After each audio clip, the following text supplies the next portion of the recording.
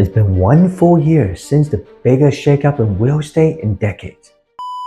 The change of buyer agent compensation. When this was first hit the news, a lot of people thought it meant the end of buyer agents. Some thought home prices would crash, and others assumed the market would completely stall. But here we are, 1 year later, and the question is, what actually changed and what didn't? In today's video, I'm breaking down what's really happening in Berkeley since the compensation rule changed, how it's affected buyers, sellers, and agents, and what it means for you moving forward. Stick around until the end because I'll share my take on who's winning, who's losing, and what to expect in year 2. Let's start with a quick refresher. Before the rule change, sellers typically pay a commission that was split between their listing agent and the buyer's agent.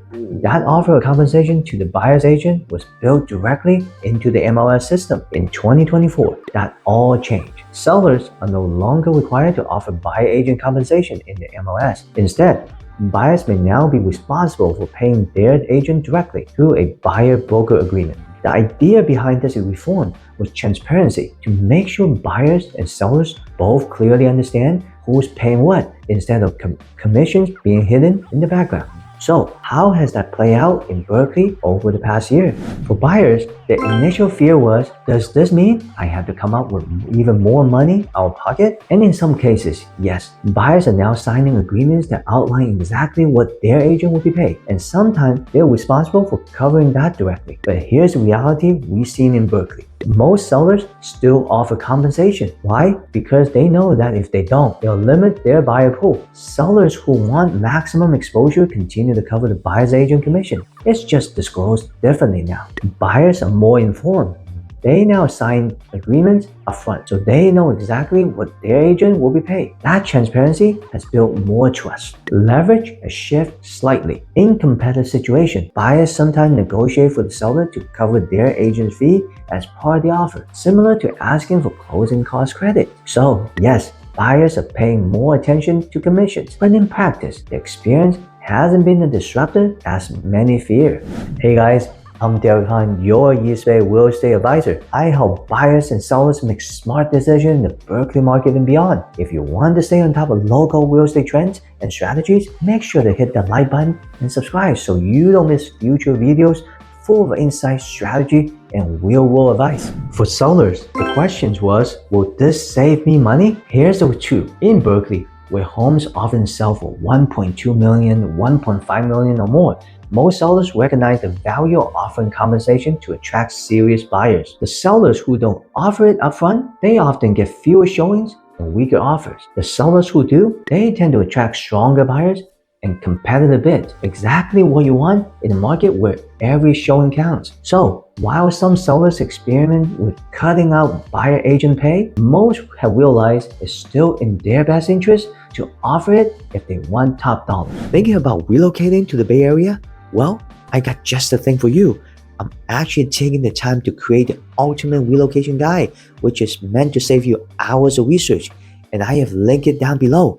From top employers to the best hospitals, the top rated schools, and a boatload of other things that you need to know before you make the move. The best part of this guide is 100% free. That's right, you heard it. It's 100% free. Hope that helps.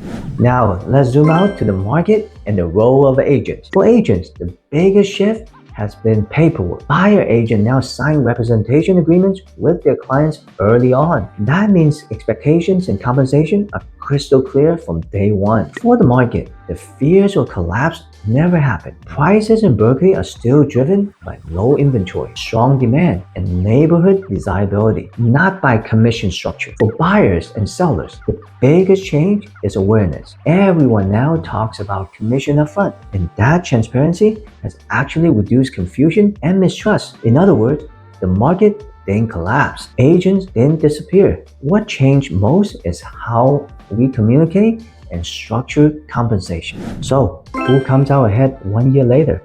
Buyers. They're more informed and in some cases have gained leverage by negotiating commission into the offer. Sellers. They realize that offering buyer agent compensation is still the smart play if they want competitive bids. Agents. The ones who adapt quickly, explaining value clearly, building trust through representation agreement are thriving. Those who avoid change They're struggling. What's next? Expect more negotiation around commission. Some sellers will continue to test no compensation listings, but as the data shows, most will revert to offering it because it nets them higher returns. The bottom line, real estate in Berkeley still comes down to supply, demand, and strategy. Compensation rules shift in paperwork, but not the fundamentals.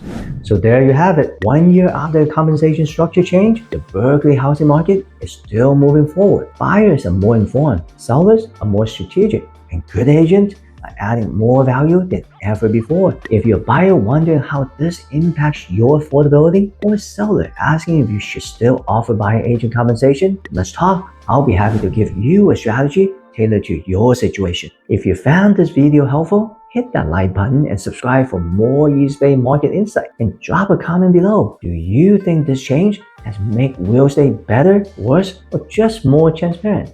Thanks for watching, and I'll see you in the next video.